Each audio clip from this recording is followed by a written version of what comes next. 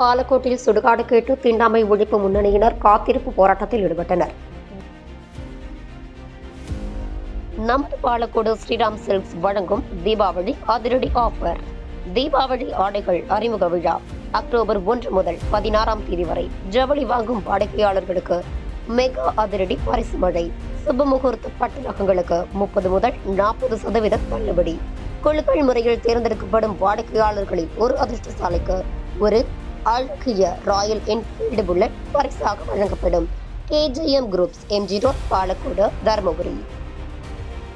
தருமபுரி மாவட்டம் பாலக்கோடு தாசில்தார் அலுவலகம் முன்பு சுடுகாடு கேட்டு தமிழ்நாடு தீண்டாமை ஒழிப்பு முன்னணியினர் காத்திருப்பு போராட்டம் நடத்தினர். மாவட்ட செயலாளர் சேகர் தலைமை வகித்து போராட்டத்தை துவக்கி வைத்து பேசினார்.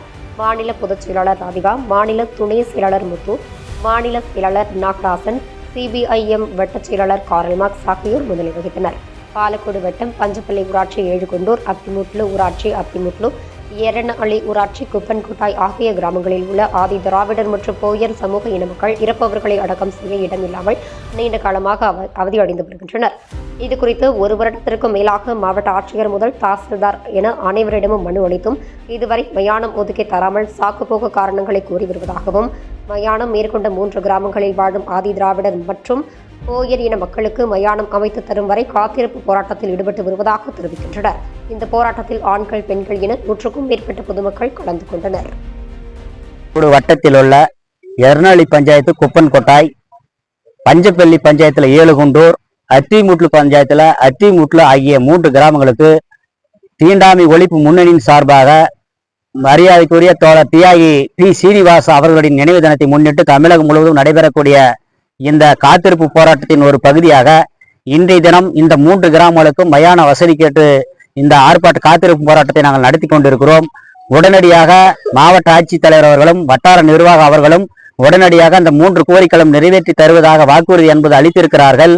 எனவே அதற்காக அவருடைய ஒப்புதல் கடிதத்திற்காக நாங்கள் தற்போது காத்து கொண்டிருக்கிறோம். கடந்த ஓராண்டு காலமாக இதுக்கான கோரிக்கைகளை மாவட்ட ஆட்சித்தலைவரிடத்திலும் வருவாய் கோட்டாட்சியர் அவர்களிடத்திலும் வட்டாட்சியர் அவர்களிடத்திலும் தொடர்ந்து ஓராண்டு காலமாக மனு கொடுத்து பலனில்லாத காரணத்தால் P. சீனிவாஸ் அவருடைய நினைவு தினத்தை முன்னிட்டு இன்றைக்கு இந்த கோரிக்கையை நிறைவேற்றும் வரை தீண்டாமை ஒழிப்பு முன்னணியின் சார்பாக இந்த காத்திருப்பு போராட்டத்தை தொடர்ந்து நாங்கள் நடத்தி கொண்டிருக்கிறோம். உடனடியாக தமிழக அரசாங்கமும் வட்டார நிர்வாகமும் இந்த பிரச்சனையில் தலையிட்டு எங்களுடைய கோரிக்கையை நிறைவேற்றி தருமாறு கேட்டுக்கொண்டு தமிழ்நாடு தீண்டாமை ஒழிப்பு முன்னணி சார்பாக தமிழக அரசாங்கத்தை வலியுறுத்தி வருகிறோம். M. முத்து, தீண்டாமை ஒழிப்பு முன்னணியுடைய மாவட்ட தலைவர், மாநில துணைத் தலைவர்.